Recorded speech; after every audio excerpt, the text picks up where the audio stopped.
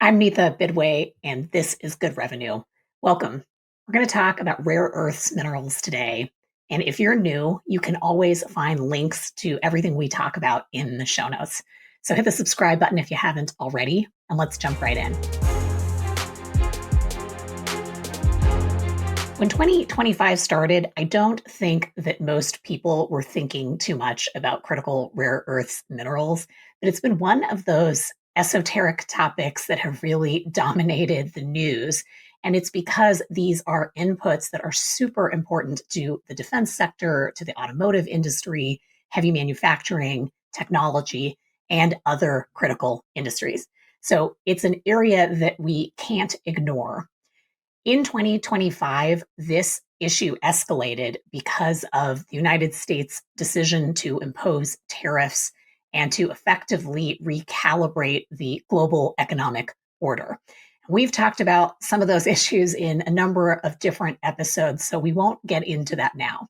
But suffice it to say, in response to some of those choices, China also decided to take action, which has put us in a even more complicated position when it comes to rare earths.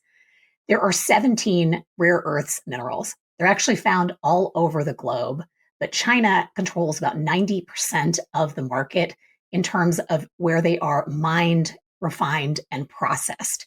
And over the course of 2025, China decided to aggressively double down on a strategy of gatekeeping critical rare earths minerals and using them as leverage in its conflict with the United States and the European Union. And we won't get into the depths of that one here because we've covered that in other areas.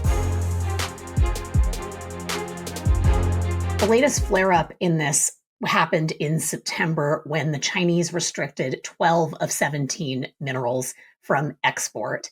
They also curtailed the export of some of the downstream technology that includes rare earths. And this caused a ton of strong reactions on the part of the United States and the European Union. This immediately disrupted supply chains, and it was not a situation that the US or the EU were willing to let lie. So, in response to the United States imposing higher levels of tariffs against China, the leaders of both countries met for a brief encounter at the end of October, and they've since had a phone call this week too. This is one of many ongoing issues in their conflict. And separately from that, China is also having a lot of conflict with the European Union, as well as countries in Southeast Asia. There's a lot of room for tension and geopolitics all around the globe. In response to China's decision to curtail the supply and access to rare earths, the United States and the EU have reacted to this with very different strategies of their own. The US is going solo in a lot of respects. They're making aggressive direct investments in companies, and also a number of bilateral deals have been struck, and we'll get into those in just a minute. The European Union, as is more of its personality, is working through more of a consensus building framework, but they are also taking this very seriously. They recently just opened a mine in Estonia, which is going to give them access to some of the rare earths that they need, but it's not sufficient for the number of industries and the importance of the sectors that rely on these inputs. Some of the deals that the US struck in 2025 include MP Materials. That was a $400 million Defense Department investment in exchange for a 15% equity stake. Now, this is a really important investment and one of the largest that the Department of Defense has made. In addition, ReElement was another large investment. That was an $80 million investment. And that's a company that does more of the recycling of these materials and a little bit more of the environmental processing, because that's one of the challenges. There are a lot of downstream effects from mining and refining these elements. In addition, there was Vulcan Elements. That's a common word here. That was a $670 million deal, and it was a combined investment on the part of the Defense Department and the Commerce Department.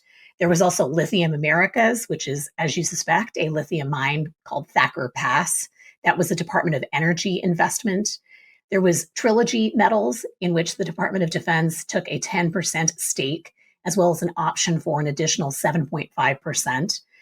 Then there are some other deals that are outside of critical minerals just to keep in mind because they're part of this broader mercantilism industrial policy change in the US. And those include the $80 billion investment in Westinghouse to build a series of nuclear power plants, as well as the 10% ownership stake in Intel. That's obviously semiconductor chips. And finally, there is US Steel, in which the United States now possesses a golden share. So there is some influence that taxpayers have, which isn't historically how industrial policy is managed in the US.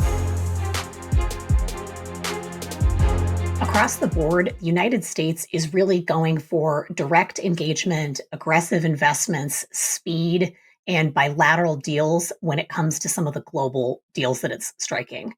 In contrast, the European Union has been going for more of a long-term sustainable strategy, which reflects their general tenor, which is consensus building and trying to negotiate across all of the different member countries in the European Union. And you can really see this contrast in strategies when it comes to the global alliances that both stakeholders are striking. In the case of Australia, which is a huge partner to both the EU and the United States, the US struck an $8.5 billion partnership for mining, refining, as well as Pentagon-linked gallium.